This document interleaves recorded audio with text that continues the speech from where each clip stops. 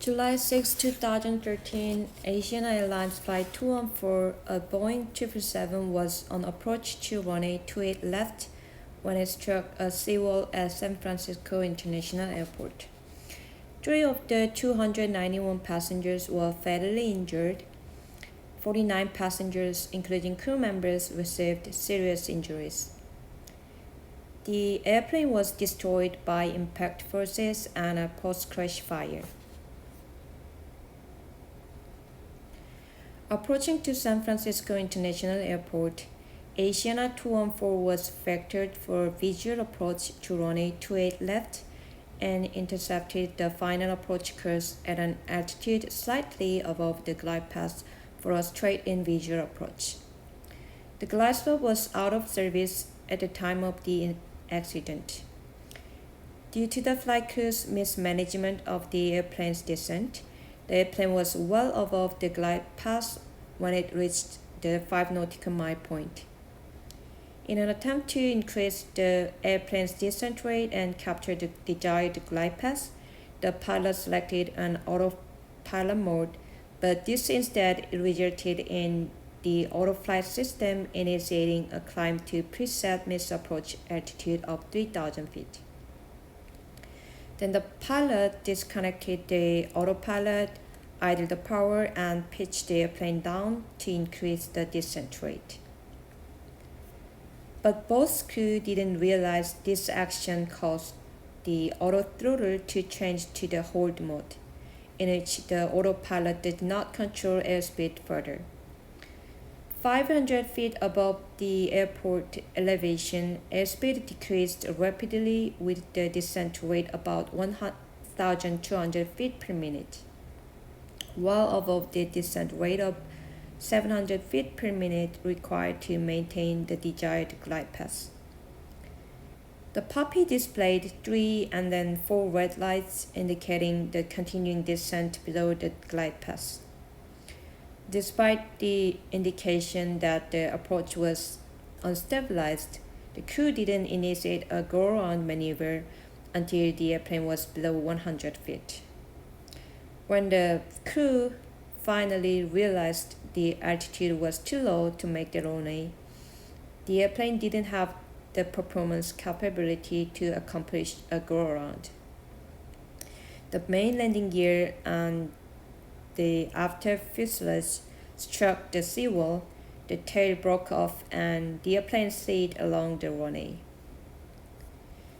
The probable cause of this accident stated in NTSB report is pilot error. Now let's see what went wrong in this flight. First of all, I'm going to talk about the crew's situational awareness. Both flight crew were not aware of what was happening in the airplane.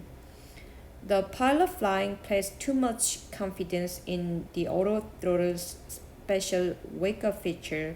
He believed if the plane speed dropped too low, the autothrottle would engage and add power, even if it was switched off.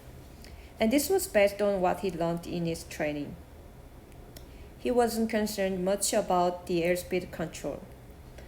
However, he didn't realize that his unusual combination of commands, which is rarely used during descent, switched off the airplane's built-in speed protection and left the engines at idle.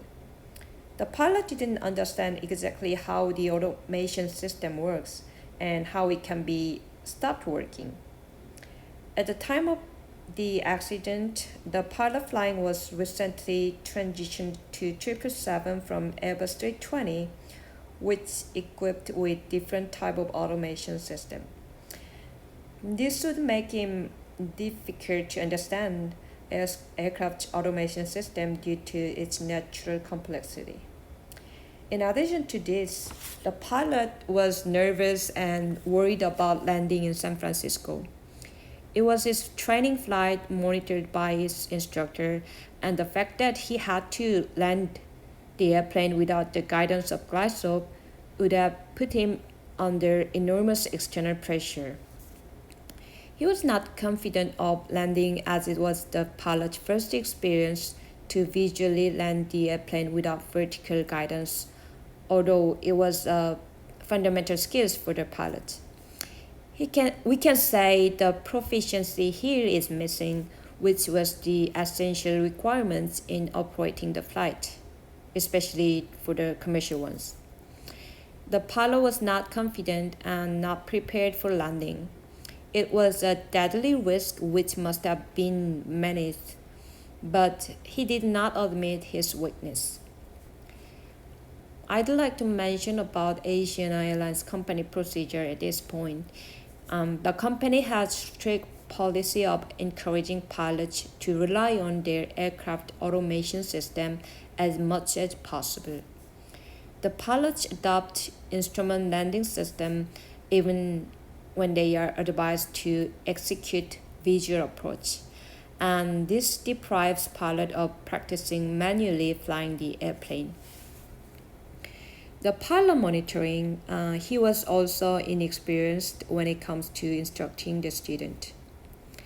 As an experienced Boeing 777 captain and an instructor, he should have taken over the airplane before it got too late, but he failed to intervene in time to avoid the disastrous accident due to his lack of instruction experience.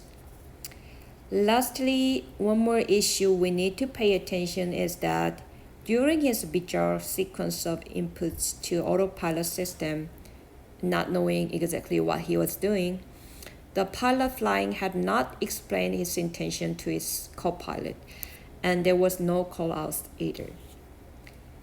This is a breakdown of communication and coordination which are crucial during the critical period of the flight. And it could have helped out the crew maintain their situational awareness and gain some time to manage the impending threats. It is undoubtful that the automation system in aviation is highly reliable and largely contribute to safer operations. But when it fails, the pilots aren't able to react as quickly they should.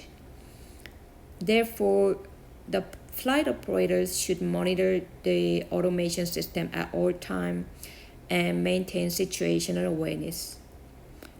Also, the training should be done for the pilot to manipulate the airplane manually in rare situations where the automation system fails.